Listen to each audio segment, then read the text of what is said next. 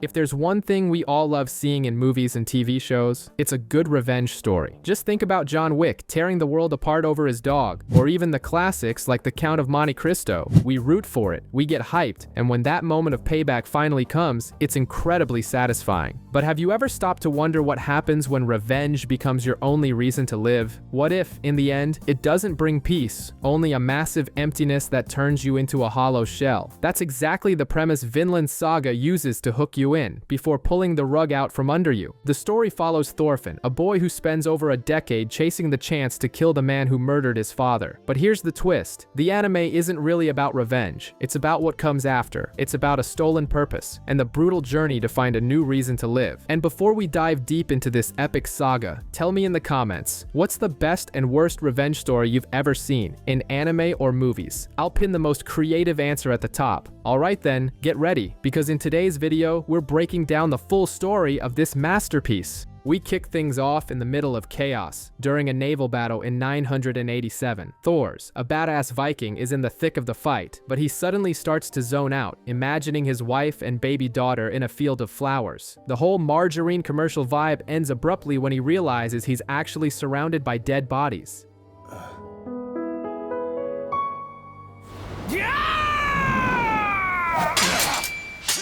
His partner Thorkel yells at him to focus, and together they clear the deck. Thors is a fighting machine, leaping from ship to ship and taking down enemies single-handedly. But after killing a man underwater, the reality of it hits him. He drops his sword and simply walks away from the war without looking back. Cut to 1002, Iceland. Thors is now a family man with his son Thorfinn and daughter Ylva. At night, the explorer Leif Erikson tells stories of a magical land called Vinland, a paradise without war and full of food. Basically, the Florida for Vikings. Little Thorfinn gets super hyped about the idea, but the other boys make fun of Leif, calling him an adventurer instead of a warrior. In the middle of a snowstorm, a man in chains collapses near the village. Thors and his family find him and try to save him. His daughter Ylva immediately figures out he's a runaway slave and knows this means trouble. And she's right. The slave's owner, a sinister guy named Halfdan, shows up with his goons. Thors, as calm as can be, offers to buy the slave. The price keeps going up, and he ends up paying 8 sheep, basically a fortune, for a guy who's already got one foot in the grave. But it's no use. The slave dies shortly after. Ylva is upset, thinking it was all for nothing. Meanwhile, at sea, a ship of Vikings, led by a man named Floki, is heading straight for Iceland. Thors' past is coming to collect. On another day, English soldiers massacre an entire Viking village on a Saturday, bath day. Moral of the story? Never get caught naked and off guard. Meanwhile, in Iceland, the local kids are playing war, but Thorfinn is already taking it way too seriously. Leif Erikson is about to leave for Norway, but before he goes, he spots a warship approaching. And it's not a friendly visit. It's the Vikings, an elite Viking force, and they're looking for Thors, whom they call Thors the Troll. Their leader, Floki, lays it all out in front of everyone. Thors is a deserter, and now, 15 years later, the big boss wants him back to fight in the war against England. Floki basically gives him an ultimatum. Either Thors goes, or the entire village pays the price. With no choice, Thors agrees. I shall not be able to carry out my chieftain's orders. I cannot afford to return home empty-handed.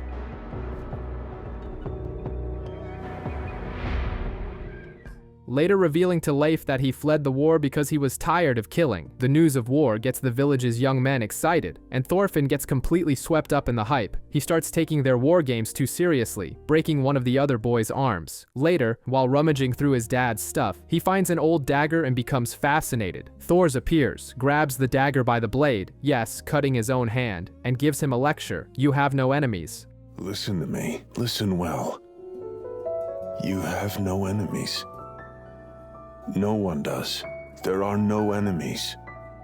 But Thorfinn, who just saw his father agree to go to war, thinks it's all hypocrisy and storms off, pissed. And to make matters worse, the episode reveals Floki's backup plan. He's hired a mercenary named Askeladd to kill Thors. In other words, Thors' return mission is actually a death trap. Askeladd, the mercenary hired to take out Thors, is no fool. He figures out that Floki has some personal beef with Thors and uses it to squeeze more money out of him. The guy's slick. He even proves his worth by killing one of Floki's spies without batting an eye. In Iceland, the farewell is filled with teenage drama. The young warriors hit on Ylva and promise to return as heroes, but Leif lets the girls in on a secret plan. The boys will be kept safe in Norway. Only Thors will continue on to the war, practically alone. The ship sets sail, with Thors rowing one side of the boat by himself like a human outboard motor. And the surprise of the day, Thorfinn pops out of a barrel. He's stowed away to come along. Thors is angry, but his son's excitement for the sea softens his heart.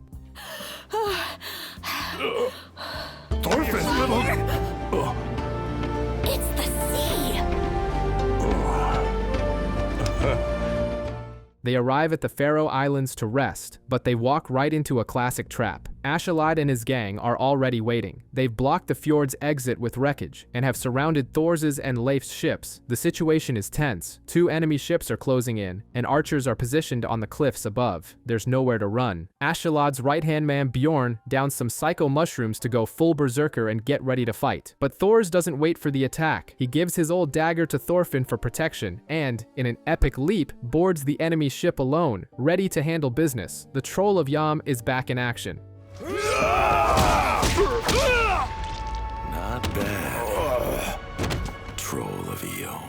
He dodges attacks like Neo from the Matrix and takes everyone down with just his fists, leaving Askeladd stunned. But Thors is a good guy. He doesn't kill anyone, just leaves the crew with broken bones and bruises, and even saves one from drowning. Meanwhile, Bjorn, who's basically Askeladd's right-hand man, is high on those nasty mushrooms and goes into full berserker mode, attacking his own allies and wrecking the ship. When Thor sees the mess, he realizes the guy is out of his mind. Bjorn, completely unhinged, charges at Thors, who dodges and lands a punch to his eye. It's no use. The Troll of Yam sends the berserker flying with a Street Fighter-worthy uppercut.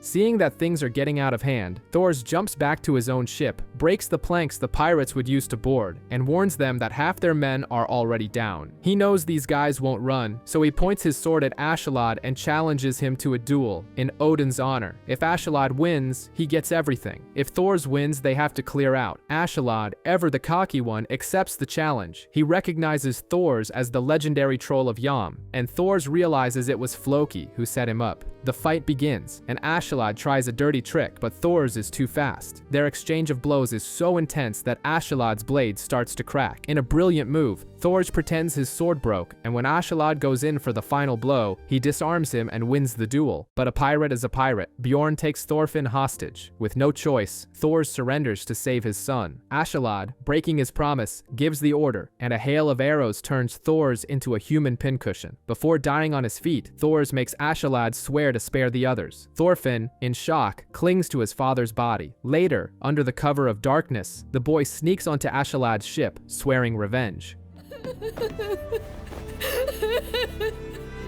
Thank the gods. Thank the gods.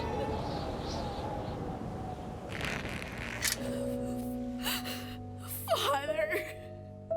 Askeladd's crew is partying, drinking, and celebrating, while Thorfinn is on the stolen ship, nearly dead from hunger and thirst. They finally reach England and dock near the River Humber. Thorfinn, weak as a kitten, follows the band through the forest until he trips, tumbles down a hill, and passes out. He wakes up at night and finds some water, which gives him a new lease on life. Suddenly, he sees the glow of a fire in the distance. It's Askeladd's crew, raiding and pillaging a village. The scene is brutal. Askeladd orders everyone killed to leave no witnesses, and his archers pick off anyone who tries to escape. Thorfinn is terrified by their cruelty. When the dust settles and everyone's asleep, Thorfinn sneaks into the village and finds Askeladd sleeping in a small house. He steals a sword and prepares to avenge his father, but when the moment comes, he can't bring himself to kill a defenseless enemy, and leaves. Little does he know, Askeladd was awake the whole time, just watching the show.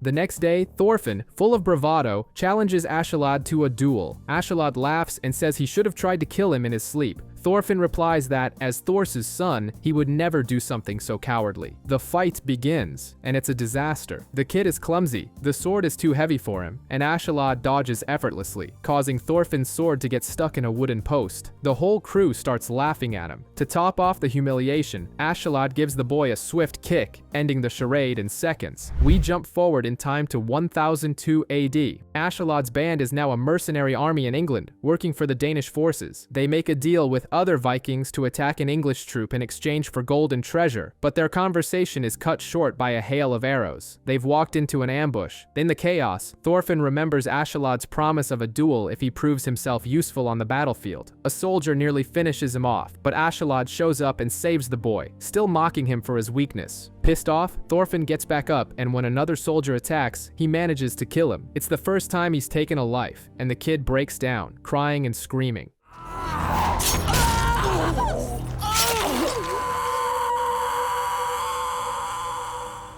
Time passes, and Thorfinn becomes a fighting machine, racking up kills in battle after battle. We jump forward again, this time to 1008. Thorfinn, now an experienced scout, is wounded by an arrow and ends up being found by an Englishwoman and her daughter. The woman is an angel. She tends to his wounds, gives him new clothes and food, and even combs the lice out of his hair, reminded of the son she lost. When an English soldier shows up looking for a Danish scout, the woman lies through her teeth, claiming Thorfinn is her son. Thorfinn realizes he's putting the family in danger, so he flees and sets a house on fire to signal Askeladd. He kills the soldiers who show up, all in front of the woman, who watches him with tears streaming down her face. Askeladd and his men arrive, and Thorfinn, watching the woman disappear into the crowd, takes a deep breath and officially joins the army of pirates. His childhood is over.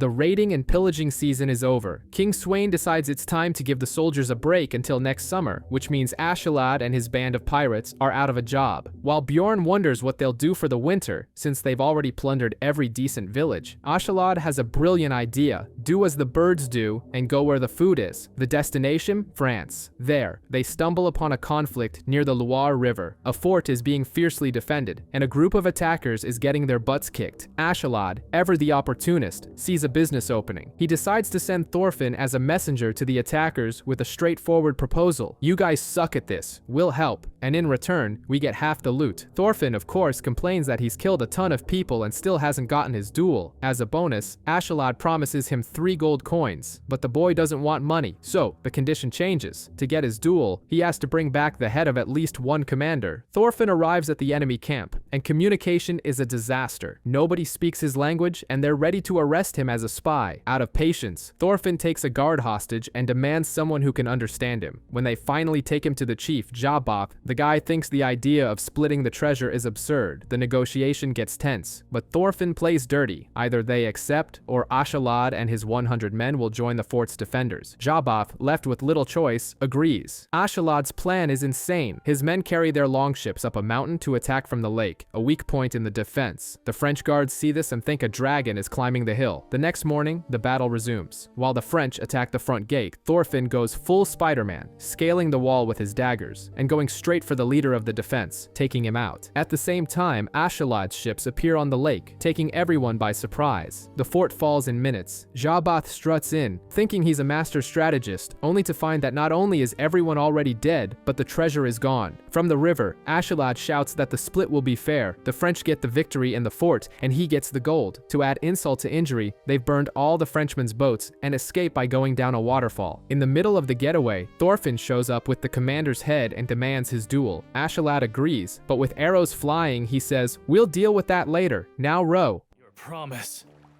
You're not backing out. Challenge you, Askeladd, to a duel. Right now, we're getting out of here. Row! Row hard, boy! November 1012, Askeladd and his crew return to Lord Gorm's village in Denmark to hibernate for the winter. The entire town is at the port, eager to see the treasure and dreaming of joining them for the next raiding season. Askeladd goes to meet with Gorm, a cheapskate feudal lord, who immediately pulls out his calculator, counting every coin to feed the 97 men of the crew. There, we meet Hordaland, a slave who was once a nobleman's daughter, but whose family lost everything in the war. Gorm complains she was expensive and is useless, but Askeladd, ever the philosopher of tales, chaos, drops a gem. There are no useless people, only people used in the wrong way. Speaking of using people, he calls Gorm to be a witness to his duel with Thorfinn. It's time for the fights. Thorfinn is clearly shorter and weaker. He attacks with everything he's got, and the fight is intense. He even manages to disarm Askeladd for a second, showing how much he's improved. But Askeladd doesn't just fight with a sword, he fights with his mind. He starts provoking Thorfinn, intentionally getting his father's name wrong and calling him a fool for dropping his sword to save a boy. Thorfinn loses his temper, charges in angrily, and is easily taken down. Askeladd wins again, proving that strength without control is worthless.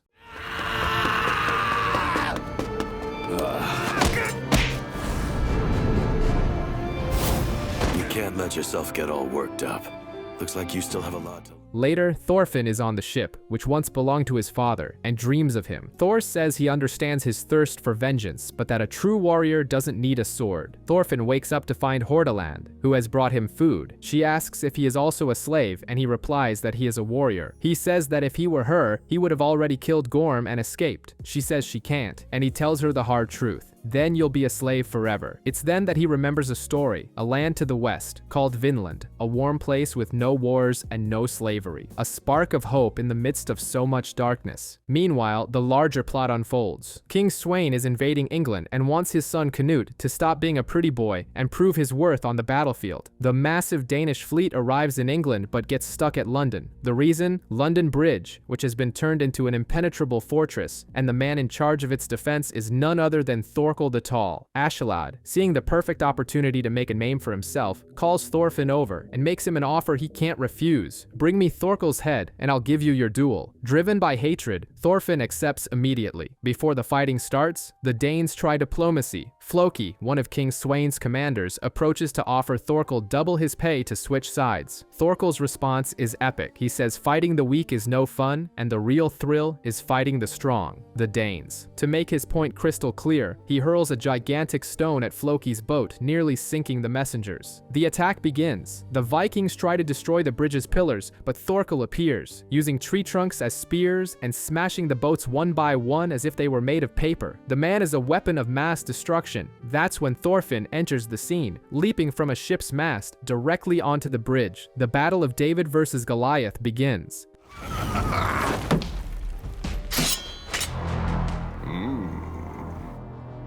Not bad. Thorfinn is agile, dodging the giant's deadly blows and using his speed to his advantage, slipping between Thorkel's legs and knocking him off balance with a kick. But Thorkel's strength is absurd. He grabs Thorfinn and shakes him like a ragdoll. Seeing the fight was lost, Askeladd sounds the retreat and abandons Thorfinn to his fate. Despite being beaten to a pulp, Thorfinn doesn't give up, and in a last-ditch effort, manages to slice off two of Thorkel's fingers with his dagger. The giant, instead of getting angry, is thrilled by the boy's courage. He discovers that Thorfinn is the son of Thors, a legend he once knew, and lets him escape, promising they will finish their fight one day. King Sweyn realizes taking London will be a tough nut to crack and decides to retreat with the bulk of his army, leaving his son, Prince Canute, in command of the siege with a smaller force. Basically, he's thrown the kid to the wolves to see if he survives. Thorfinn, all battered, emerges from the river, pops his dislocated shoulder back into place by himself, and continues limping alongside the army, wondering what's so great about war. While the siege of London is more stagnant than a DMV line, Thorkel the Tall decides that boredom is the true enemy. He starts hurling rocks at the Vikings, taunting and provoking them, trying to stir up a fight. The men get pissed and go complain to Ragnar, who acts like the office manager and tells everyone to wait for the boss's orders. And the boss, Prince Canute, is locked in his tent, praying in full do not disturb mode. Meanwhile, Thorfinn takes a nap and dreams he's in a field of flowers with his mother and sister. He finds his father, Thors, who gives him a classic dad talk. He needs to protect his family and let go of this revenge fantasy because it isn't making him happy. But like every good dream that turns into a nightmare, the village is attacked, and Thors dies in a hail of arrows. Thorfinn wakes up screaming, not understanding where that memory came from. Far away, Askeladd's gang is doing what they do best, pillaging villages. The men are fed up, complaining that the main army has already headed north, leaving them behind. The tension is so high that two Vikings get into a fight, and one ends up dead. It's Viking Big Brother, and elimination is permanent. Thorfinn climbs a hill and confronts Askeladd, promising to kill him one day. Askeladd, with the calm demeanor of a James Bond villain, gives a speech about how all great empires empires fall, just like the Romans, and that the end of the world is just around the corner. Suddenly, a messenger appears out of nowhere. He reports that Thorkel has simply steamrolled Ragnar's army and, to make matters worse, has captured Prince Canute. The man is on his way to get help, but Askeladd has other plans. In a move worthy of the Godfather, he draws his sword and cuts off the messenger's head. Then, he turns to his crew and announces the new plan. They're going to rescue Canute. Not to be heroes, but because a prince is worth a hefty ransom. The Vikings get hyped, but Askeladd confides in Bjorn that he has no plan at all. It's pure, unadulterated chaos. Thorkel's army is more like a group of friends coming back from a night out. They march and chat about autumn, women, and even joke about Christianity, comparing Jesus to Thor and Odin. Thorkel, always the provocateur, asks Canute who is stronger. Ragnar is outraged by the audacity, but Thorkel explains he only took the prince hostage to get King Sweyn's attention, acting like a girl in love. Ragnar calls Thorkel a child, but the argument is interrupted by Willibald, the hostage priest, who wakes up from a bender shouting that he sees God. After another drink, he calms down and declares that the best god is the one who invented alcohol. The entire troop erupts in laughter. Suddenly, the party's over. They're surrounded. A group announces themselves as 2,000 of Ragnar's men and demands the prince's return. But Thorkel, who's no fool, sees right through the bluff. He simply releases Canute and challenges them to a fight. Ragnar tries to hold his men back, but Thorkel's taunts work and the brawl begins. Nearby, Askeladd hears the commotion and smiles. His plan is working. Thorkel goes into berserker mode and single-handedly demolishes dozens of soldiers. He realizes there aren't even 400 men there. Out of nowhere, a fire starts in the forest, Askeladd's handiwork, spreading smoke and chaos. Thorkel figures out a third party is in play. In the confusion, Thorfinn appears like a ninja to rescue Canute. When one of Thorkel's men tries to stop him, Thorfinn dispatches him with a single blow. Where did he go? That's when Thorkel shows up and recognizes the boy, Thors' son, he says, and asks if his father is the legendary Thors the Troll of the Jomsvikings. Thorfinn is stunned. Thorkel confirms he knew his father and drops a bombshell. Thors was the only man in the world stronger than him. Do I know of your father? A true warrior. A burning tree falls between them, and Thorkel leaves, promising they'll meet again. Thorfinn brings Canute to Askeladd, who finally gets his hands on his prize. Curious, he asks to see the prince's face. When Canute removes his helmet, everyone is shocked. The guy is the definition of angel-faced, with a strikingly feminine appearance. You sure that's not actually a princess? Askeladd, always one step ahead, finds a boatman and hires him to deliver a mysterious letter. The mission? To find reinforcements. Meanwhile, his crew flees from Thorkel, who is hot on their trail like the Terminator. The men are exhausted and worried, but Askeladd seems more bothered by something else. He confesses to Bjorn that after seeing Canute's face, he doesn't think the prince has what it takes to be king. Finally, they reach a bridge and are met by Gratianus, a Welsh commander. A ship emerges from the mist, like Cinderella's carriage, and takes them all to the other side of the river. Thorkel arrives too late and discovers that Askeladd has allies in Wales, a land full of rival kingdoms. Once safe, Ragnar wants to proceed by sea, but Askeladd insists on going by land, claiming Wales is friendly territory. To top it off, he assigns Thorfinn to be Canute's bodyguard. The scene is hilarious. The prince is terrified just looking at the boy.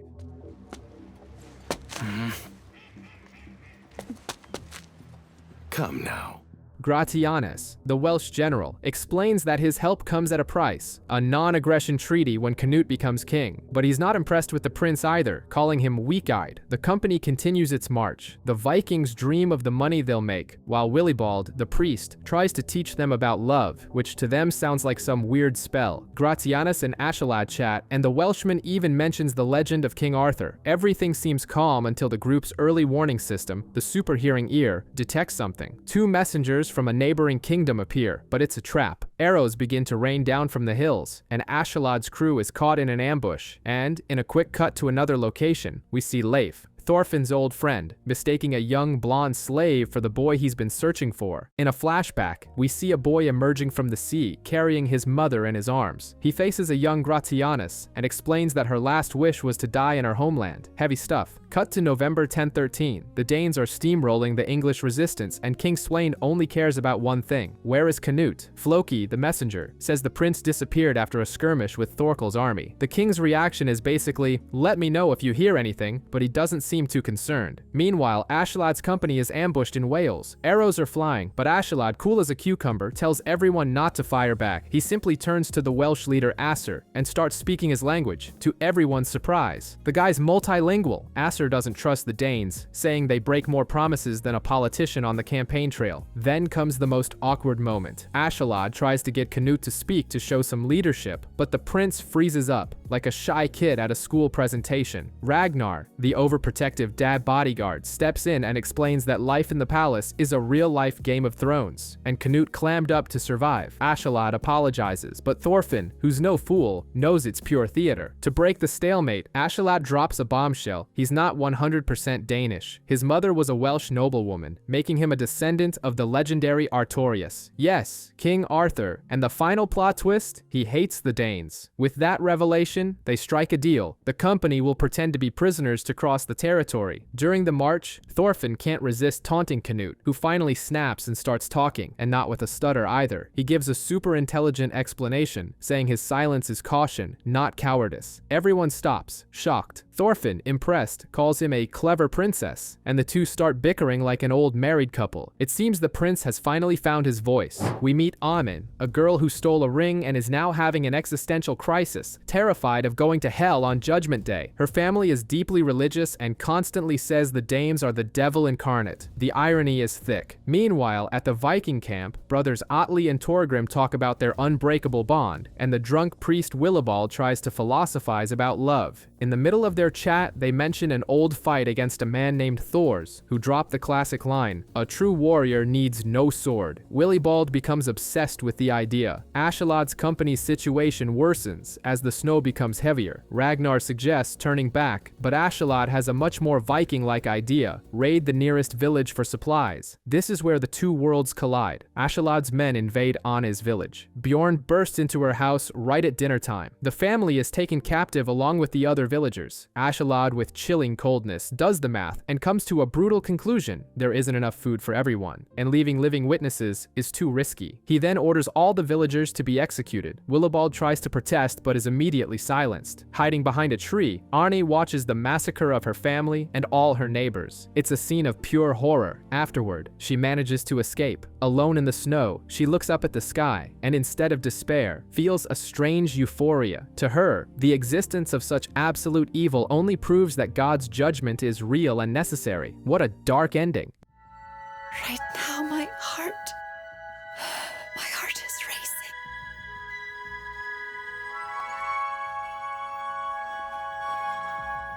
Back at court, King Sweyn receives the news that Canute is still missing and reacts like Father of the Year, basically saying, "Oh, what a shame. If he were as talented as his brother, he wouldn't have disappeared." Cole doesn't even begin to cover it. On the other side, Thorkel, the adrenaline junkie giant, is bored out of his mind. The war has gone on winter break and he has no one to fight, but his luck changes when a messenger tells him about a Danish company trapped by the snow. Thorkel gets incredibly excited, smelling a fight in the air, and orders his army to march. Back in the occupied village, Askeladd already knows they've been discovered and prepares his men for battle, but before the fighting, there's a rare moment of peace. Thorfinn, Canute, and Ragnar cook a rabbit together, like a Viking master chef. Thorfinn is shocked that a prince knows how to cook, and for a moment, they almost seem like friends. But the peace is short-lived. A messenger arrives with a flimsy excuse to lure Ragnar away from the prince, and of course, it's a trap. In the middle of the forest, Ragnar is ambushed and mortally wounded by Askeladd's own men. He understands everything instantly. Askeladd appears, and Ragnar, in his final moments, makes him swear to protect Canute. Then, he drops the biggest bombshell of the episode. Canute's real enemy isn't the English, but his own father, King Sweyn, who likely sent him to war hoping he would die. Ragnar warns Askeladd to run and find help. Askeladd denies his last request to see Canute one more time and watches him die as Ragnar hallucinates about cooking for the prince, a tragic ending that completely changes the game.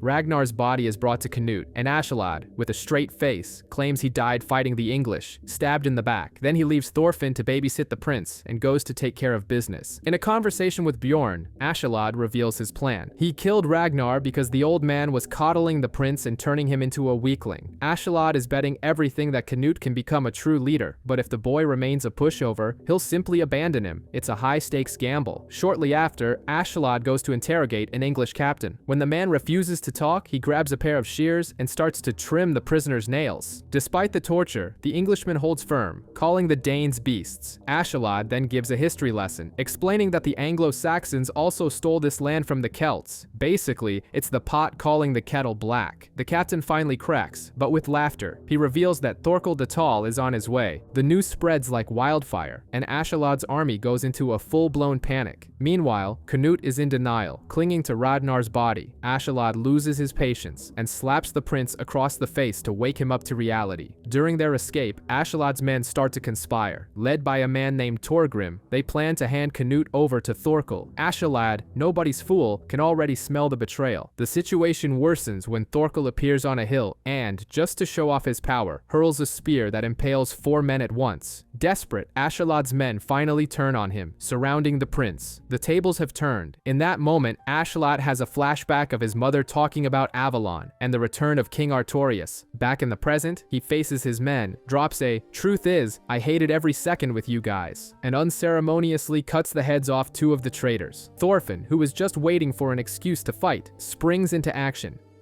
Huh?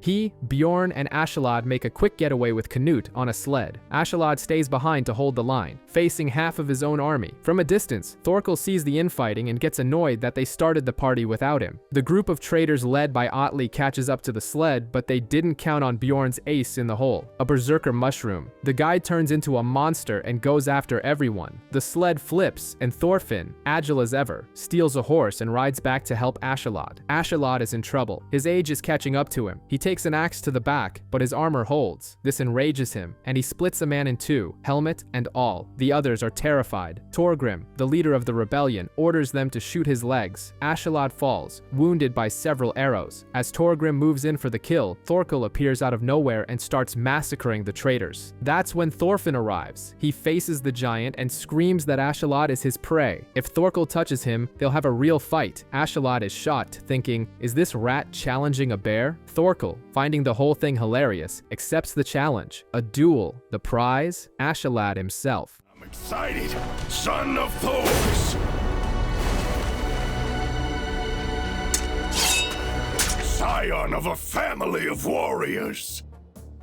Thorfinn is as fast as lightning, but his daggers barely scratch the giant's armor. Thorkel seizes the opportunity to taunt him, saying that Thorfinn's father, the legendary Thors, was even stronger than him. One of Thorkel's men laughs at Thorfinn and takes a blow to the head that knocks him out cold. Thorkel won't tolerate disrespect towards a warrior. Meanwhile, Canute awakens from a dream where Ragnar says his goodbyes, only to find himself in the midst of chaos. Bjorn is in full berserker mode, destroying everything in his path. Father Willibald starts a philosophical conversation with the prince about the nature of love, concluding that love is discrimination and death is true perfection. A pretty deep chat for a battlefield. This bizarre conversation sparks an epiphany in Canute. He looks at the world around him and realizes there is no love in the hearts of men. In that moment, something inside him changes. Back at the fight, Thorkel uses the snow to create a smokescreen and lands a massive kick that sends Thorfinn flying into a tree. Bjorn, after defeating his enemies, advances toward Canute, still out of his mind. But the prince is no longer the same. He stands up, faces the berserker with a terrifying authority, and the big guy backs down, scared. Canute embraces him, breaking him out of his trance. Just then, the traitor Atli appears and stabs Bjorn. Canute takes control. He orders his men to tend to Bjorn and announces that they will go to meet Thorkel. He declares himself their new king, the leader who will give purpose to their lives and deaths. The timid prince has vanished, replaced by a king.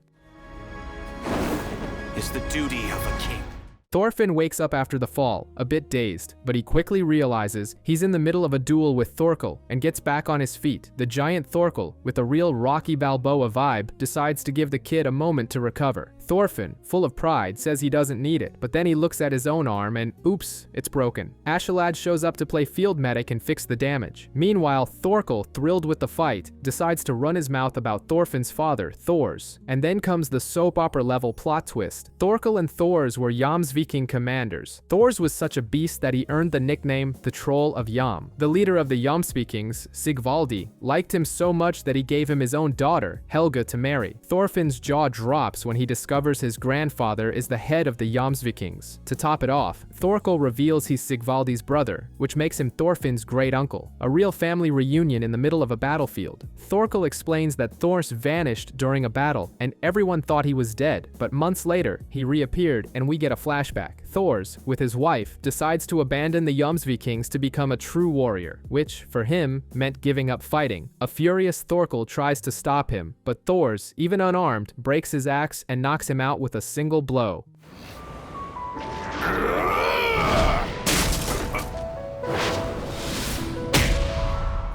Back in the present, Thorkel taunts Thorfinn, saying he doesn't have the same fire in his eyes as his father. The kid gets pissed and wants to get back to the fight, but Askeladd holds him back. Since his life is also on the line, he decides to give Thorfinn the perfect strategy to take down the giant. Meanwhile, Prince Canute is finally found. The tables are about to turn. The group arrives in Gainsborough, and Floki nearly has a heart attack when he sees Canute alive, with Thorkel and Askeladd as his bodyguards no less. Canute, now with a total boss-like demeanor, tells Thorkel to go socialize with the other leaders, basically to go drink and make friends on behalf of the crown. Meanwhile, he and Askeladd devise a plan. The best option is to assassinate King Sweyn, but Thorfinn, always the contrarian, warns them that he's no one's follower. Canute then delivers a monologue worthy of an anime villain, saying he will create a paradise on earth just to rub it in God's face that they no longer need heaven. The shy prince has become a philosophical revolutionary. The trio goes to meet the king, and the reception is a trap filled with hidden soldiers. King Sweyn notices that Canute has changed, looking just like he did when he was young. He talks about the weight of the crown, which basically has a will of its own, and forces the king to seek more power. He offers Canute either forced retirement or death. But then Askeladd, the silver-tongued devil, steps in. He argues that punishing Canute would be terrible political PR. The king is impressed, but doesn't miss the chance to humiliate Askeladd, calling him the son of a slave. Askeladd nearly explodes with rage, but holds it together. A slave he forced to bear him a child.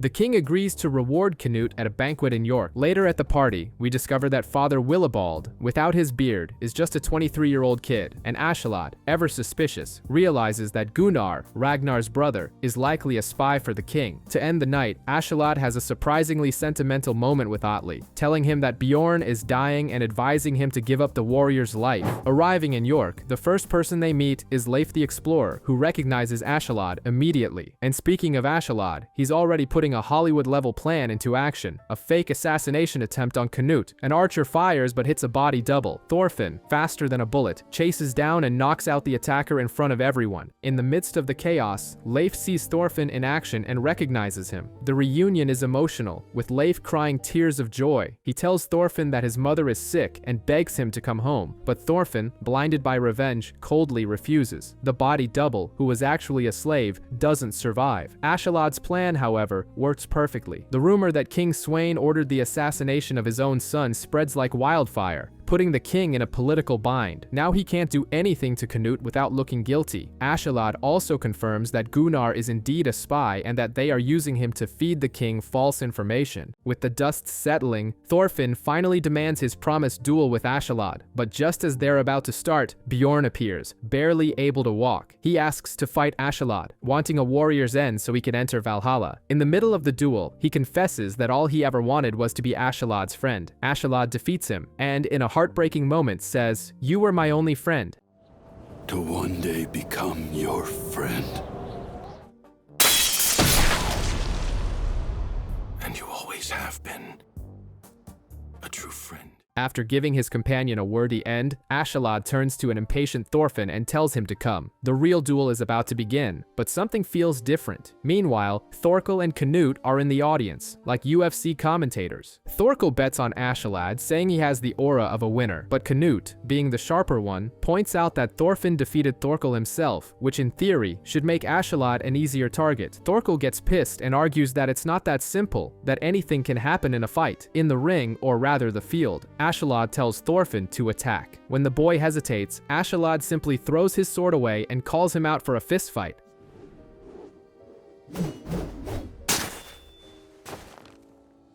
So, do it.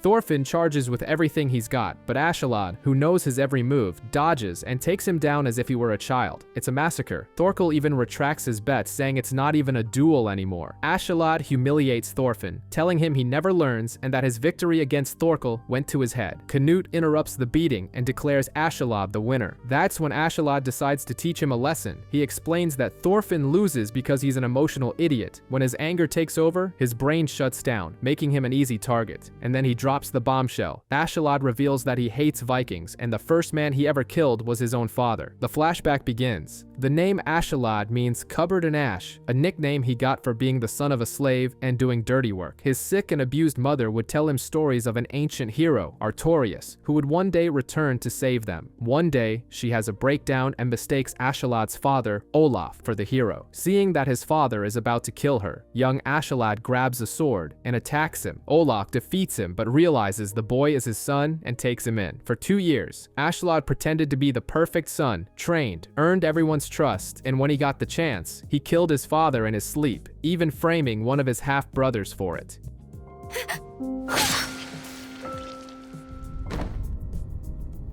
I saw 2 things. Back in the present, Askeladd calls Thorfinn a fool for still not being able to kill him after 10 years. In York, the year 1014, the mood at King Sweyn's banquet is more tense than a championship final. Rumors are flying that the king prefers his other son, Harold, over Canute. While the nobility gossips, Thorfinn, still banged up from his last duel, wanders aimlessly through the city. He ends up picking a fight with some random guys and, to make matters worse, gets arrested by the same guard who previously mistook him for an assassin. At the banquet, King Sweyn makes his speech. He surprises everyone by granting Canute control over Mercia, the richest land in England. Some think this disproves the rumors, others believe it's just a trap. But the real bombshell comes next. Sweyn announces his next military target is Wales. The news hits Askeladd like a meteor. He turns pale on the spot. We learn that he has a strong connection to Wales. It's his homeland, and where his mother is buried. In prison, Thorfinn gets an unexpected visitor, Leif, the kind-hearted explorer who knew him as a child. Leif gives an emotional speech, saying he promised the late Thors he would bring Thorfinn home, no matter what. He even suggests they escape to Vinland, the peaceful land Thors himself dreamed of finding. But Thorfinn, who seems to have lost all hope, barely reacts. Meanwhile, Floki, the king's henchman, notices Askeladd's reaction and tells Sweyn that Wales must be his weak spot. Askeladd, for his part, tries to figure out if the attack is personal or just an unfortunate coincidence. Either way, he knows he has to act fast before his homeland goes up in flames. The episode ends with Askeladd being summoned to appear before the king. Things are about to get ugly. Askeladd comes face to face with King Sweyn and tries to use logic to convince him not to attack Wales. He argues that the campaign would be expensive, difficult, and offer little reward, but Sweyn couldn't care less about logic. He corners Askeladd and whispers a twisted proposal, Canute's head in exchange for Wales's safety. To make it worse, he insults Askeladd's lineage, calling his homeland a place that only produces slaves. That's the trigger. Askeladd snaps. He shoves the king, says he hates his face, and that the crown shouldn't be on his head. In an epic moment, he reveals his true name, Lucius Artorius Castus, the rightful heir to the throne of Britannia. And then, in the blink of an eye, he cuts off King Sweyn's head in front of the entire court. Total chaos erupts. I am Lucius Artorius Castus.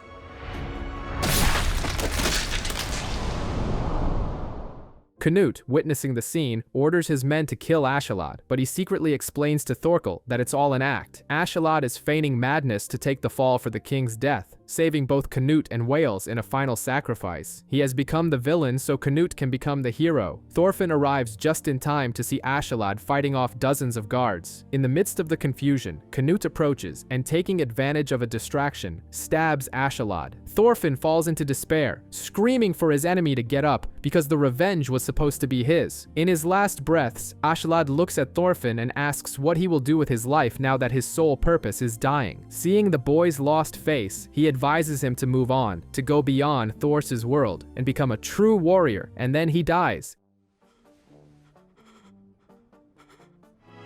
You must learn to become a true warrior.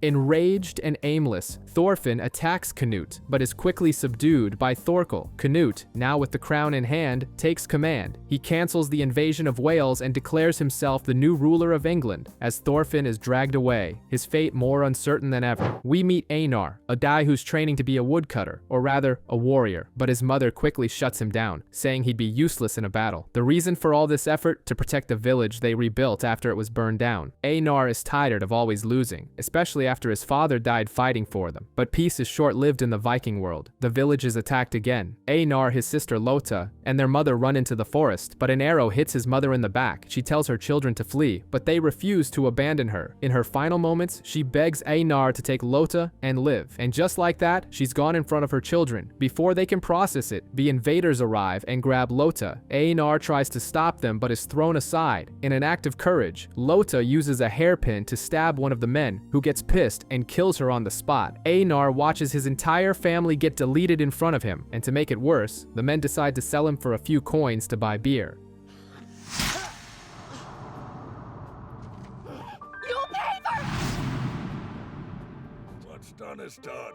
At least we can still sell the kid for beer money. Now Einar is a slave. On a ship, he watches a sick woman get thrown into the sea like she's trash. He protests and gets a punch to the face. The reality is brutal. Upon reaching land, he attempts a desperate escape, but is caught and beaten. The leader of the slavers uses him as an example. There's no point in running. No one will help you. With nowhere to return to, Einar accepts his fate. One day, a man named Leif shows up looking for a relative, Thorfinn, but Einar isn't the guy he's looking for. Shortly after, a farmer named Kettle appears. He likes Einar's history as a farmer and buys him, taking him to his farm. The place reminds Einar of home, but he knows he will never be free again. Kettle then takes him to meet his new co-worker, a silent guy cutting wood named Thorfinn. Kettle introduces Einar to Thorfinn and makes the best job offer a slave could ever get. The two of them will clear a forest to plant wheat. If they work hard, they can sell the harvest to Kettle himself and, with the money, buy their own freedom in about 3 years. Einar is in shock. There's a light at the end of the tunnel. To prove it's not a trick, Potter, a foreman, confirms he earned his freedom the same way. Thorfinn, who seems to be in airplane mode, goes back to work without a word. Einar, excited, decides to start right away to speed up the process. The job is massive, but the promise of freedom is a huge incentive. But not everything is a bed of roses. At lunchtime, some retainers bring a tiny meal and still demand gratitude. Einar is furious, but Thorfinn, the master of passivity, simply thanks them and takes the food. To top it off, the lazy bums tell the two to use a horse to pull the logs while they take a nap. Einar explodes, calling them half-slaves, who mistreat those below them to feel superior. He wants to complain to Kettle, but Thorfinn warns him it's better to keep quiet so things don't get worse. Later, Kettle shows up, and Einar prepares to rat out the slackers, but his brain blue screens when he sees a beautiful woman with their master. He's speechless.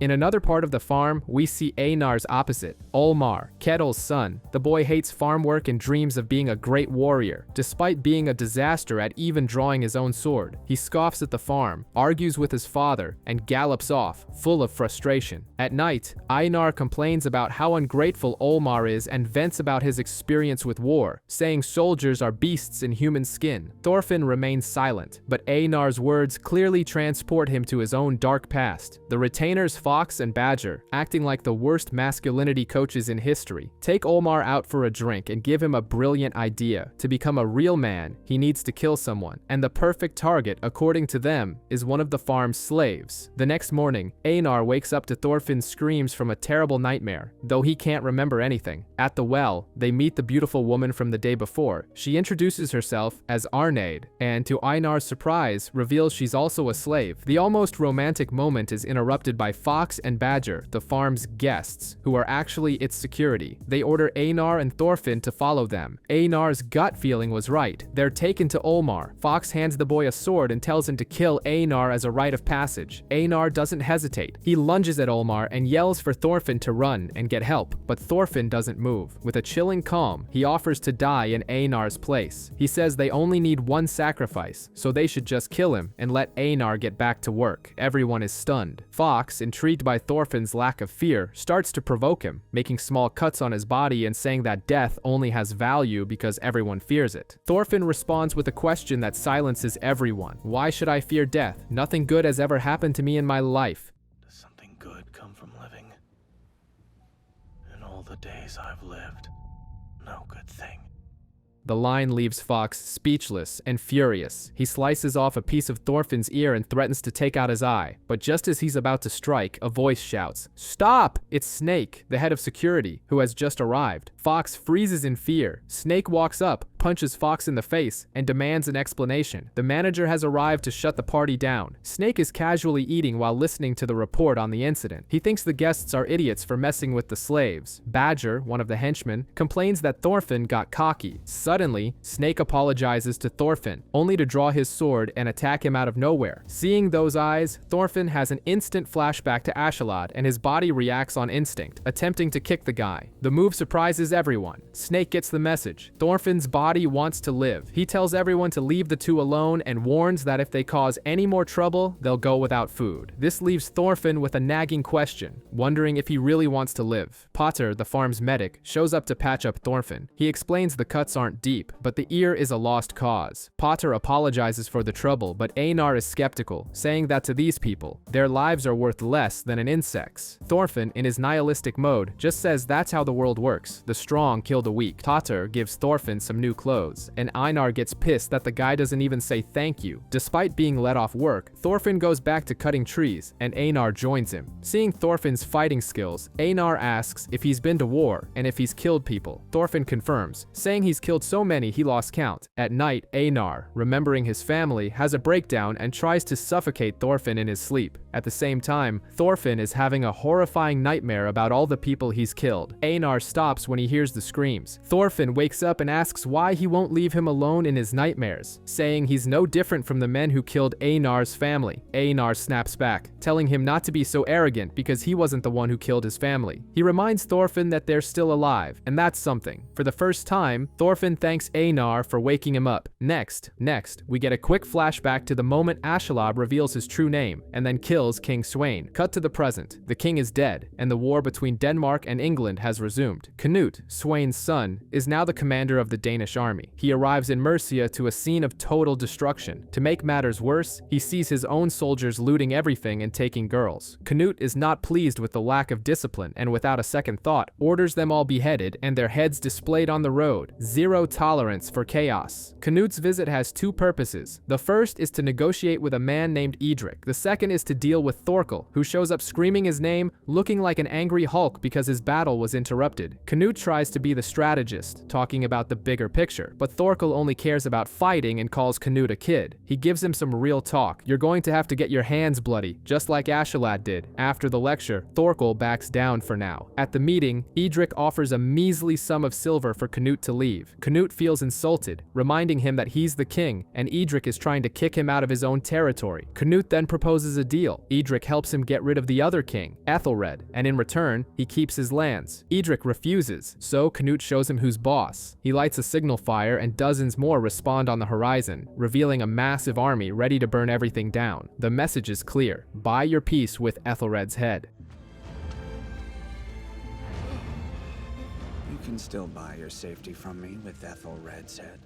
Fast forward, 1 year later, King Ethelred dies of an illness. 7 months after that, his son and successor Edmund also dies of a mysterious illness. With all his rivals conveniently out of the way, in 1018, Canute officially becomes the King of England. Thorfinn and Einar are struggling big time to pull a tree stump out of the ground. Slave labor, literally. Einar gets the idea to ask to borrow a horse, but Thorfinn, ever the pessimist, thinks it will only cause trouble with the retainers. They get a no, but a mysterious old man named Sverkel overhears them and offers a horse, on one condition. They have to do his household chores. Einar is excited but suspicious. They end up agreeing and work their butts off, gathering stones and chopping wood. Sverkel makes it clear, that's the deal, work in exchange for the horse. With the animal, the work flies by. Einar is thrilled and realizes the old man is a good guy. The joy is short-lived, as the farm's retainers accuse them of theft. That's when they find out Sverkel isn't some nobody. He's Ketil's father, the old master, the most important person there. The retainers are shocked that such a grumpy old man would help slaves. With their morale boosted, they even manage to borrow a plow. Einar, who knows everything about farming, starts teaching Thorfinn, who doesn't even know how to plant wheat, having spent his life on the battlefield. Later, they catch Ketil arguing with his father. The son is worried about the old man and doesn't like him using his slaves. Sverkel then invites the two inside to get out of the rain. And surprise, Snake is there, asleep in a corner. He only wakes up to the smell of food and immediately starts arguing with Sverkel. During dinner, the old man shares his philosophy. Wealth only brings misery and fear. He complains about the absurd tribute Ketil pays the king just for protection. When the rain stops, Thorfinn and Einar head back to their shack. Sometime later, as they're planting seeds, Einar says, "You can trust me, I'm your friend." Thorfinn is stunned for a second, and then he smiles and agrees. Finally, a real connection is forming. You're friends. Did you not think we were? No. Another food theft on Ketil's farm, and this time the light-fingered thief left footprints that blend in with the others. Fox is at a loss, but Snake, ever the pragmatist, figures the thieves aren't taking much, but they've done it before and need to be taught a lesson. Meanwhile, there's a vibe between Einar and Arnheid. He gets all flustered when she tells him he's a good person. The cute moment is brutally interrupted by Ketil's wife, who walks in and slaps Arnheid just for chatting. The shrew warns that Ketil is on his way back and might bring guests, so they should stop gossiping and make breakfast. Einar and Thorfinn, on the other hand, are dreaming of freedom, watching their crops grow and even praying to the gods of rain and anti-pests. And speak of the devil, Ketil arrives, and he's not alone. He's brought his eldest son Thorgil, a guy who clearly came back from the war with a few screws loose. Thorgil thinks his younger brother Olmar should also go to battle to become a man, citing King Canute as an example. As a gift, he gives his brother a necklace of human ears. Yes, a souvenir straight from England. Olmar nearly throws up, and Thorgil laughs, calling his brother a coward and revealing Ketil's youthful nickname, Iron Fist Ketil, a guy who would break his own weapons in a fight and keep going barehanded. Dinner is interrupted when Snake brings in the thieves, 2 children, Sture and Thora. Their father disappeared a year ago, and their mother is sick. Thorgil, in his usual psycho mode, suggests cutting off one of each of their arms. Pater, the priest, intervenes and suggests they work to pay off their debt. Ketil, relieved, agrees. But there still needs to be a physical punishment to set an example. Thorgil volunteers and, with one blow, nearly sends Sture to the next world. Ketil, terrified of the monster he's created, takes over the task. Later, he vents to Arnheid, confessing that the Iron Fist story is fake, and that he's afraid of violence and his own son. Thorfinn is trapped in an Inception-level nightmare. He sees his younger berserker self about to kill Einar's family. He tries to stop him, but the ground opens up, and he falls into a pit of damned souls. He wakes up screaming, and Einar comments that this time it was louder than usual. Thorfinn only remembers that he was falling and that he said the name Askeladd. Later, while they're working, Thorfinn finally opens up to Einar. He tells him that Askeladd was the man who killed his father and that he spent 11 years living only for hatred and revenge. But fate is ironic. Someone else killed Askeladd right in front of him. Now, without hatred to fuel him, Thorfinn feels empty, like a formatted hard drive. He knows nothing beyond the battlefield. Sverkel, the wise old man, gives him some real talk. If you are empty, you can fill yourself with anything. It's a chance to be reborn. Inspired, Thorfinn starts to believe he can change. Einar supports him, saying he's glad he didn't meet him in his warrior phase, or he'd probably be dead. But the positive vibe doesn't last long. When they get to the field, they find their wheat crop, the symbol of their hope, completely completely destroyed. Someone has ripped everything out by the roots. Einar is furious, blaming the retainers, the farm's employees. He knows only another farmer would know how to cause so much damage. Thorfinn, in a moment of shocking clarity, stops him from starting a fight. He says he has no right to feel anger because his whole life, he was the one who destroyed and took from others. If Einar wants to kill the culprits, then he'd have to kill him too. Go ahead and kill them like you said you would. The confrontation, however, is inevitable. They find the retainers, who play dumb and even mock them, saying that slave-grown wheat would be too putrid to eat. Einar explodes, but before he can do anything, Thorfinn, the man who swore peace, throws a punch that breaks the provoker's jaw. A full-blown brawl breaks out, and as he's being beaten, Thorfinn has a vision of his father.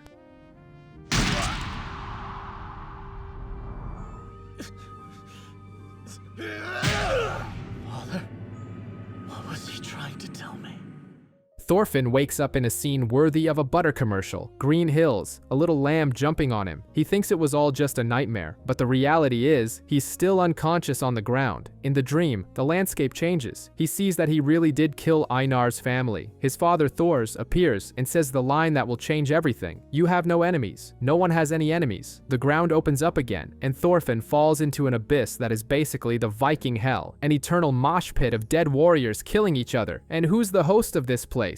None other than Askeladd, sitting on a stone throne with a cynical smile. He explains that this isn't Valhalla, but the scrap heap for warriors, where everyone is your enemy and there is no victory. Askeladd points out that the souls of the people Thorfinn killed are piling up, trying to drag him down. Thorfinn finally faces his ghosts. He stops fighting, lets them grab him, and cries, apologizing for not even remembering their faces. Askeladd tells him to stop crying and start climbing. His true battle is to climb up, carrying the weight of every life he took, and only then will he become a true warrior. With this motivation, Thorfinn begins to climb and wakes up. A true warrior!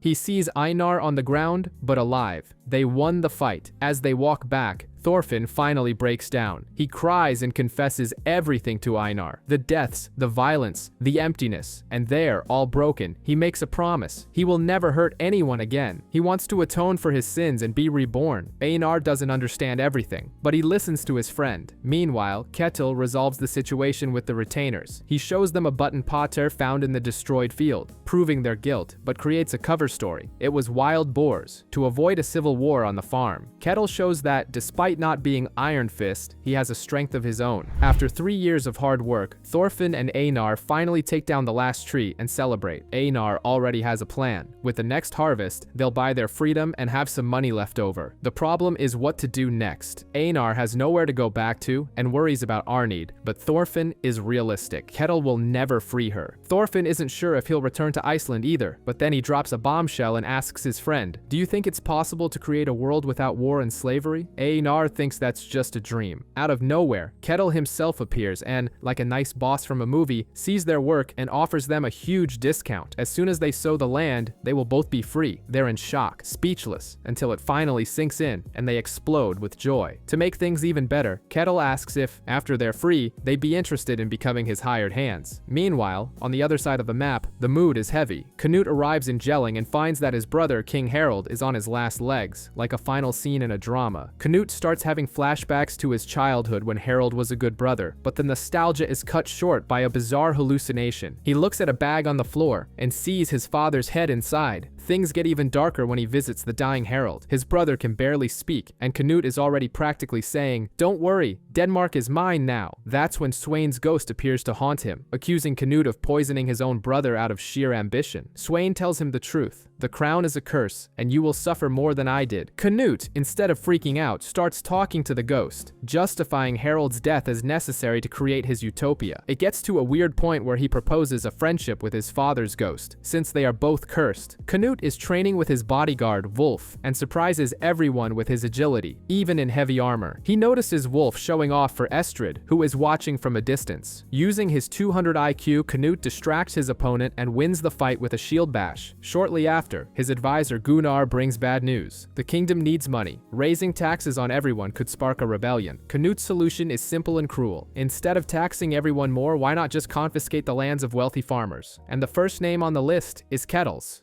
Kettle's farm, so that we may ensure peace.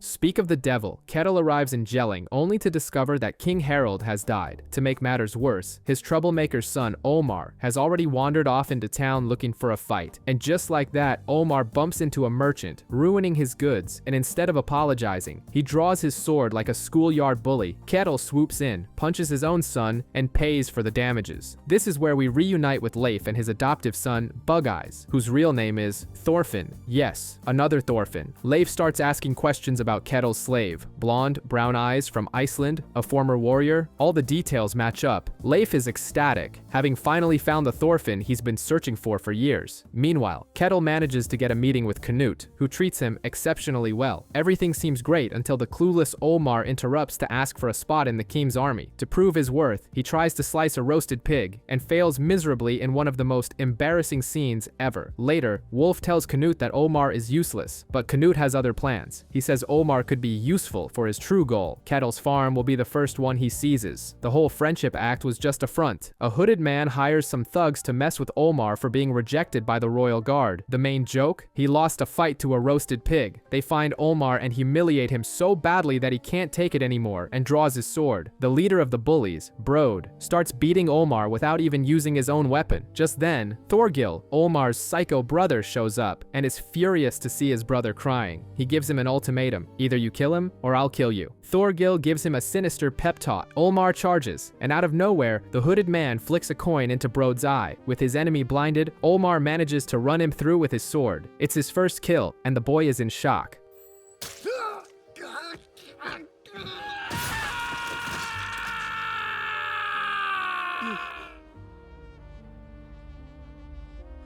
Brode's friends move in for revenge, but Thorgil says, "Leave it to me," and simply slices through the four of them like it's nothing. The royal guard arrives to arrest everyone, but Thorgil isn't messing around and annihilates the guards too. He tortures the last survivor and learns the truth. It was all a setup by Canute to get an excuse to confiscate Kettle's farm. While Kettle panics, Thorgil breaks into a huge grin. For him, the war is just beginning. Canute finds out the family escaped but doesn't care. He now has the perfect pretext to invade the farm with an army of over 100 men. The ghost of his father, Sweyn, appears laughing, proud to see his son becoming a monster just like him. We learn that it was Leif who helped the family escape, hidden in barrels. The deal: Leif gets a fortune and, most importantly, can finally rescue Thorfinn. Kettle is so broken that he wants to live in the barrel forever, while Canute philosophizes that everything he does is for his utopia and a love that was lost. Sometime later, in a horror movie scene with a house on fire, a runaway slave stands with a sword in hand after causing some serious damage. His former master begs for his life, promising freedom and money, but the man just replies that it won't erase the humiliation he suffered. Desperate, the master offers to become his slave, and even kisses the man's boots. The response is ice cold. "Now that you are my slave, I decide whether you live or die." You wish to become my slave, is that it? I accept. Your life is mine to do with as I please. And without a second thought, he finishes the job. As he leaves, he spares a woman with a child and says he's now going after her. Cut to Thorfinn and Einar, who are heading to Sverkel's house. Einar is daydreaming about life as a free man, and Thorfinn asks about his plans. Einar admits he doesn't know yet, but might stay on the farm for a chance to free Arnmaid. Before the friend zone talk can continue, Snake appears at the door, starving and complaining that Sverkel is missing. When they realize the old man has been gone for a long time, they start to worry. Snake hops on his horse and tells them to follow. It doesn't take long for them to find Sverkel collapsed on the ground. Luckily, the old man is alive. Back in bed, he tries to grab a glass of water but spills it, getting pissed that he's going to die in a bed instead of on his farm. That's when Arnmaid arrives to take care of him. She prepares a hell of a meal, and Snake, Einar, and Thorfinn's jaws drop. They eat like there's no tomorrow, while Arnheid tries to feed the stubborn Sverkel, who is embarrassed to be cared for. Later, Fox shows up with news. A slave escaped from the neighboring farm, killed the owner and his son, and set fire to everything. It's the guy from the beginning of the episode. The deceased's uncle is offering a reward, but Snake doesn't seem very interested, just telling his men to keep an eye out. And of course, his henchmen, Fox, Badger, and Lizard, find the fugitive in the woods. But instead of being discreet, they start arguing loudly about the reward, waking up the guy, who immediately attacks them. Meanwhile, the peace at Sverkel's house is shattered. The old man tries to get up to help with the harvest, but falls, realizing he's become frail and senile. Snake, with rare sincerity, tells Thorfinn and Einar that Sverkel's time is running out and they should repay his kindness while they still can. Suddenly, a rider appears on the horizon. It's the runaway slave. Right behind him is Fox, with an injured Badger, shouting that the man killed Lizard. The fugitive stops, recognizes Arnheid, and calls her his wife. His name is Garter.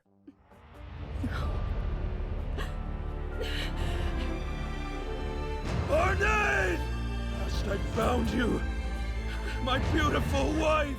Seeing Arnheid, Garter can't believe his luck. His wife was on the farm next door this whole time. He tells her she's more beautiful than ever and holds out his hand, telling her to come with him so they can get their son and go home. But reality, in the form of Snake, comes knocking. With his sword drawn, Snake warns Arnheid not to get close to Garter, or he'll have to kill him. Seeing reinforcements arrive, Garter tries to grab Arnheid, but Snake, in a swift move, slashes his horse's throat. The animal collapses and Snake pulls Arnheid away, handing her over to Fox. Einar, seeing a chance for Arnheid to be free, grabs an axe and prepares to join the fight, but Thorfinn holds him back. "Do you even know what's happening? Are you ready to kill someone?" he asks, bringing Einar back to his senses. The fight begins. Garter attacks with everything he's got, but Snake dodges every blow with an eerie calm. He notices Garter is already wounded and uses it to his advantage. With a precise strike from the flat of his blade on the wound, he knocks Garter down and then knocks him out with another blow to the back of the neck. Fight over. Shut up! Who do you think you're talking to, dumbass?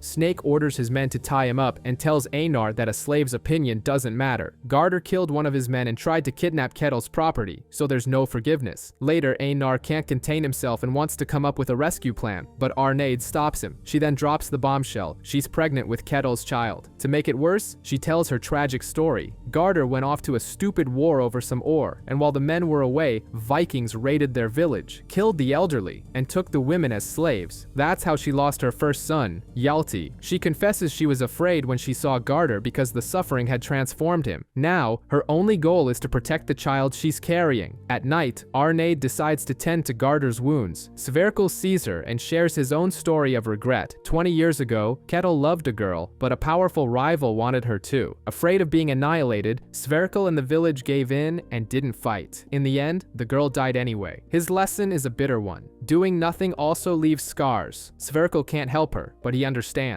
With this blessing, Arnheid heads out into the night. Arnheid arrives at the barracks and finds Snake leaving, annoyed by orders from his mistress. She asks to see her husband, but Snake, still furious over his man's death, refuses and walks away. With the boss gone, Arnheid manages to convince one of the guards to let her tend to Garter's wounds. The reunion is tense. Garter asks her to untie him so they can escape. One of the guards even makes a tasteless joke. While Arnheid is tending to him, the situation shifts from drama to horror in the blink of an eye. In a savage move, Garter bites a guard's throat and rips it out with his teeth. The man drops dead, and Garter, covered in blood, screams for Arnheid to grab the knife and free him. The other guards, alerted by the noise, come out and are met with the gruesome scene.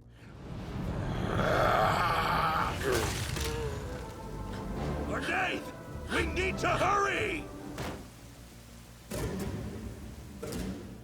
A short while later, Snake returns to find the aftermath of the chaos. His men are dead, and Garter is gone. Furious, he notices the fugitive was wounded during the fight. Since there are no horses nearby, he deduces that Garter couldn't have gotten far and sets off with his men to hunt him down. The next morning, Thorfinn and Einar, who haven't slept all night, have a deep conversation. Einar asks how it would be possible to end war and slavery. Thorfinn, who knows both sides of the coin, explains that war creates more slaves, but Norse culture glorifies battle. He no longer wants to carry the weight of the dead and dreams of creating a peaceful place where swords aren't necessary. Einar questions how they would defend such a land, and Thorfinn remembers something a sailor named Leif told him as a child: a land far to the west, a place unknown to slave traders, a place called Vinland. The hope of this dream is abruptly cut short. Fox and his men show up and start tearing through Thorfinn and Einar's shack without a word. Thorfinn understands immediately. Garder escaped, and now they are the prime suspects. After learning Garder has fled, Einar rushes to Sverkel's house, thinking he can do something to help Arnheid. Snake is already there, lying in wait for Garder to show up. When Thorfinn and Einar arrive, one of Snake's men, Badger, spots them, but Snake tells his crew to stand down and do nothing. Einar is shocked to find out that Arnheid knew everything and helped Garder escape. She explains she cut the ropes, fearing the guards would kill them both. The problem is, Garder, in full-on berserker mode, killed every guest who showed up. They fled to Sverkel's house, but Garder passed out from his injuries. She barely managed to hide him with Sverkel's help before Snake arrived. Einar doesn't understand why she did something so crazy, especially while pregnant. Arnheid cries, saying she dreamed of having a family with Garder and the baby. Thorfinn, ever the pragmatist, asks if the bleeding has stopped, and she says no. Still, Einar and Thorfinn decide to help with the escape plan. Later, while Arnheid prepares food, serving as bait for Garder, Sverkel gets philosophical, saying that slaves are just people with bad luck. He tries to convince Snake to put down his sword and become a farmer, but Snake refuses, saying he wasn't born for farming. Suddenly, one of the henchmen, Spider, reports seeing a man behind a tree. It's Garder. Snake takes the bait and leaves with his men to pursue the man, who is actually Einar in disguise. Meanwhile, Thorfinn runs to the house and asks to borrow Sverkel's cart. The old man agrees and even offers to come along as an alibi. Thorfinn lifts Sverkel's bed and finds Garder barely alive, but Snake is smarter than he looks. He realizes the fugitive is moving too fast for someone so injured and tells his men to continue the chase while he heads back. As Thorfinn is preparing the escape, Snake appears out of nowhere as stealthy as a ninja. He sees the unconscious Garder and lays it out. There's no negotiation. Either they hand him over or they die. Thorfinn finds himself cornered and has a vision of Askeladd, who practically says, "So are you going to stand there, or are you going to fight to save someone?" Without time to think, Thorfinn lunges at Snake, who dodges and counterattacks. Thorfinn falls into his old fighting stance, and Snake realizes things are about to get serious. That's the stance of someone who fights with two daggers. The fight has truly begun.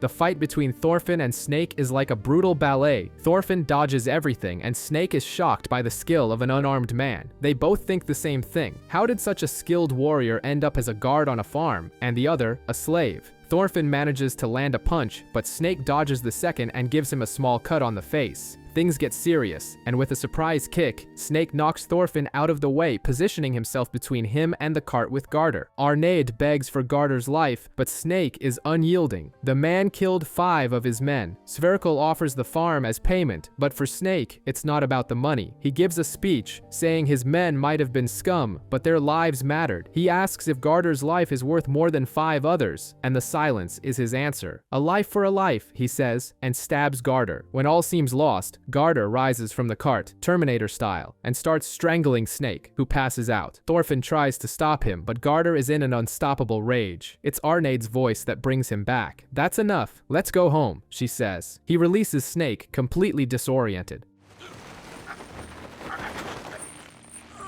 Let's go home. Together. Arnheid knows Garder won't last long, but she decides to leave with him anyway. In the cart, Garder begins to hallucinate. He remembers the birth of his son, Hjalti, promising to fight for him, changing his diapers. He asks how old the boy is, lamenting that he missed the cute years while he was a slave. Tired and losing too much blood, he lies down in Arneid's lap. In his final vision, he sees himself returning home and hugging his son. "I'm home," he whispers, and then he dies. Arnheid holds him crying as Snake's men surround them. While the drama unfolds on the farm, King Canute is sailing straight for it. Floki, one of his men, thinks it's overkill for the king to personally handle a dispute with some random farmer, but Canute has a plan. He expects a peaceful surrender, but will show no mercy if there's resistance. On the farm, Leif arrives with Ketil's family, and the arrival is theatrical. Thorgil simply rolls a barrel that breaks open to reveal Ketil inside. A true showman. Thorgil orders everyone to prepare for battle and tries to cheer up Omar, who is still in a state of shock. Meanwhile, a totally broken Ketil just mutters Arneid's name. Thorfinn Thorfinn and Einar are tied up, and Einar still hopes Kettle will forgive Arnabe. Thorfinn, however, is having an existential crisis. He broke his vow of non-violence, fought a man he didn't even hate, and in the end, Garter died anyway. He wonders if there was a way to solve it all without violence. Furious, Kettle returns home looking for Arnaid. His wife, with zero sympathy, tells him she's in the stable, tied up, for trying to run away with her ex-husband who killed a bunch of people. This is the last straw for Kettle, who feels like he's losing everything. In the stable, Kettle confronts Arnaid. He starts beating her with a wooden plank. She begs him not to hit her belly, reminding him the child is his. This only enrages him further. He screams about trust and beats her relentlessly until Snake appears and stops him, saying he's about to kill her. Who tries to run off with what's mine will be made to pay the price.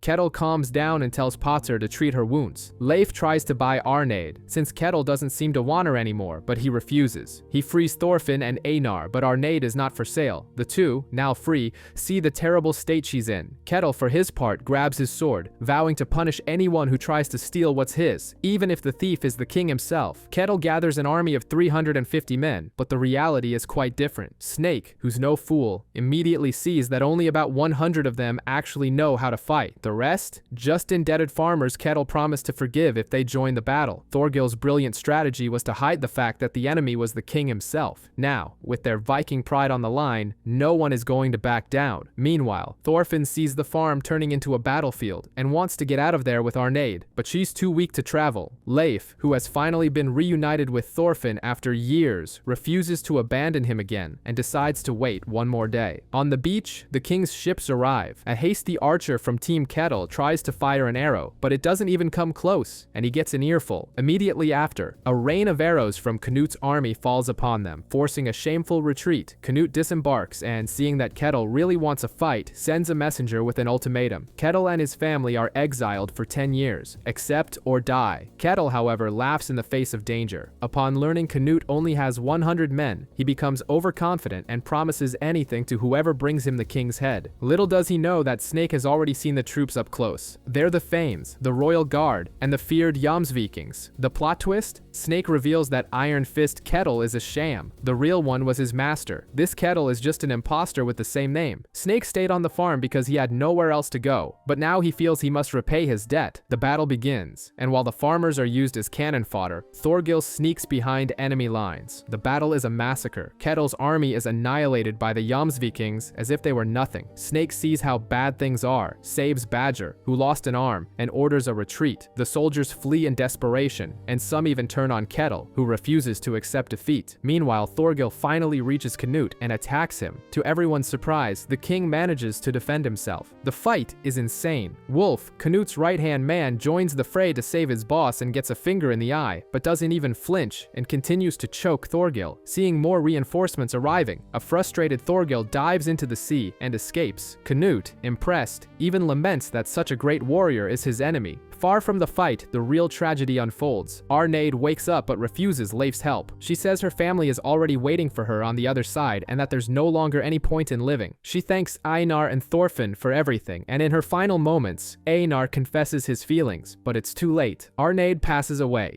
Arnaid, you can't go! Please hold on here. I need you. I love you, Arnaid. I want to...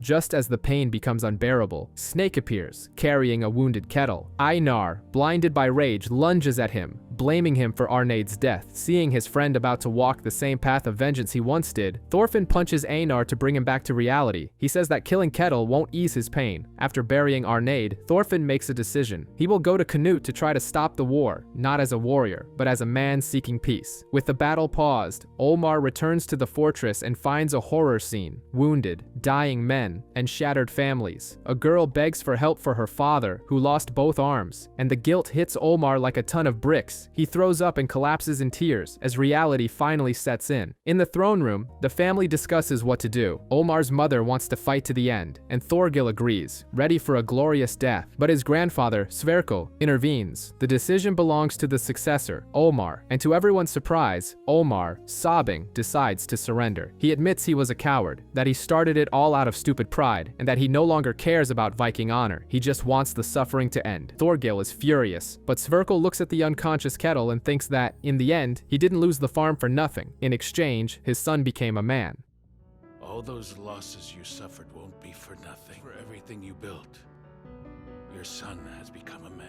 Meanwhile, Thorfinn arrives at Canute's camp, but is stopped by Drott, a giant guard who treats him like dirt. Thorfinn insists he knows the king, but Drott doesn't believe him and starts punching him. Canute hears the commotion and, upon learning it's Thorfinn, son of Thors, is surprised but tells his guards to get rid of him. Thorfinn, however, dodges all of Drott's punches, which annoys the other guards who were betting on how many hits he could take. Seeing an opportunity, Thorfinn makes a counter-proposal. He bets he can withstand 100 punches. If he wins, he gets to speak with Canute. If he loses, he dies. Einar arrives and tries to stop him, but Thorfinn is determined to repay the kindness he received on the farm. He faces Drott, who, feeling humiliated, prepares to finish Thorfinn off once and for all. Thorfinn begins his saga of taking 100 punches from Drott, and the plan is basically to become a human punching bag for peace. After about 20 hits, the guys who bet on Drott are already losing hope. Drott himself feels something is off because his punches land softly, without resistance. Wolf, who is no fool, figures out the technique. Thorfinn is using his entire body to absorb the impact, like a master of taking a beating. Even so, Wolf doubts he can take 100 hits from someone as strong as Drott. Einar realizes this is Thorfinn's first method, to live by enduring the blows. Suddenly, Snake and Olmar arrive to surrender, distracting Thorfinn. Boom! He can't dodge in time and takes the 30-second punch at full force, flying several feet back. Einar and Snake rush to help, and Snake tries to convince Thorfinn to give up, but he gets back up, questioning if they ever really tried to solve things by talking.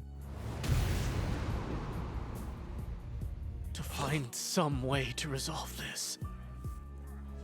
Why are you just standing around taking a drink like your job is done? With a small smile, he even taunts Drott, saying his punches are weak and that he should hurry up because he has better things to do. They continue, and on the 100th punch, Drott is exhausted, collapsing to his knees. He apologizes and says Thorfinn is a true warrior. Wolf approaches and asks why he didn't fight back. Thorfinn drops a truth bomb. He came to negotiate peace. He doesn't know anyone there to have a reason to hate them, and this whole fight could have been settled with a board game. He finishes with the line that defines his character: I have no enemies. Wolf, impressed, allows Thorfinn to speak with King Canute. Upon meeting the king, Canute immediately brings up Askeladd, and Wolf is shocked to discover that this man is Thorfinn Karlsefni, the same one who fought Thorkel to a standstill. Canute refuses to leave the farm, and Einar explodes, calling the king a thief. Canute then begins a philosophical speech about creating a paradise on Earth by defying God, and to do that, he needs to unite the Vikings. The conversation ends with Canute saying Thorfinn will have to kill him to stop him, as his soldiers surround them.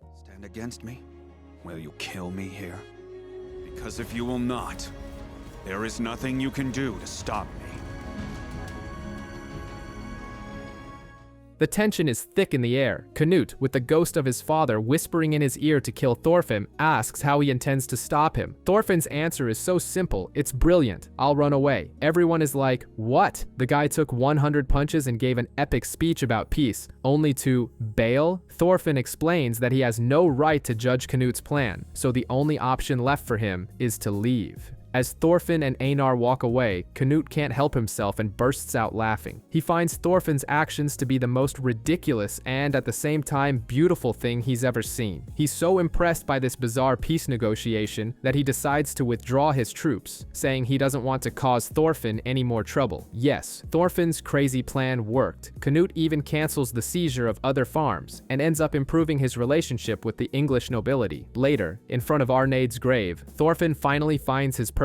He tells Einar he wants to create a world where even the most broken people, those who wish for death, can find a reason to live, a place better than death itself. That place is Vinland. He calls Einar his brother and invites him to build this dream with him. Einar accepts, and the bromance is officially sealed. As they leave the farm, Olmar thanks them and says he wants to be strong and kind like Thorfinn. Even the tough-as-nails Snake opens up and reveals his real name, Roald, son of Grim. In the end, we see that Olmar becomes a good leader. Snake and his his men become farmers. And Thorgil, well, Thorgil storms off to some other place, probably to find more trouble. Thorfinn, Einar, and Leif finally arrive in Iceland. The place is so cold that Einar is shocked, and Thorfinn himself, who grew up there, barely remembers anything, not even his own age. When they get to the village, the vibe is totally awkward. Nobody recognizes Thorfinn. It's like coming back to school after summer break and finding out everyone forgot your name. They find his sister Ylva, who is in the middle of an argument. Leif, full of pride, introduces the long-lost brother. For reaction, a swift kick to Thorfinn's face.